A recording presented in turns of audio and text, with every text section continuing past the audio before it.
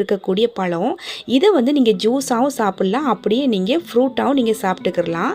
இதை வந்து நல்லா கட் பண்ணிவிட்டு மிக்ஸி ஜாரில் போட்டு நல்லா அடித்து எடுத்துட்டோம் அப்படின்னா சூப்பராக அது நமக்கு ரெடி ஆயிடும். அதில் கொஞ்சமாக லெமன் சேர்த்துட்டு அண்ட் இனிப்புக்காக கொஞ்சமாக நன்னாரி சிரப் சேர்த்துட்டு புதினாவை லைட்டாக தூவினோம் அப்படின்னா சூப்பரான ஜூஸ் நமக்கு ரெடி ஆயிடுச்சு. இந்த ஜூஸ் மூலமாக உடலுக்கு தேவையான நீர் சத்து கிடைக்குது அண்ட் உடல் சூட்டையும் தணிக்கக்கூடியது. அடுத்து வெயில் காலம் அப்படின்னாலே கண்டிப்பாக நமக்கு லெமன் ஜூஸ் தான் ஞாபகத்தில் வரும். நான் வந்து லெமன் பல்காக வாங்கிட்டு அதில் உள்ள ஜூஸை மட்டுமே தனியாக எடுத்து இந்த மாதிரி பாட்டிலில் நான் ஸ்டோர் பண்ணி வச்சுருக்கேன்.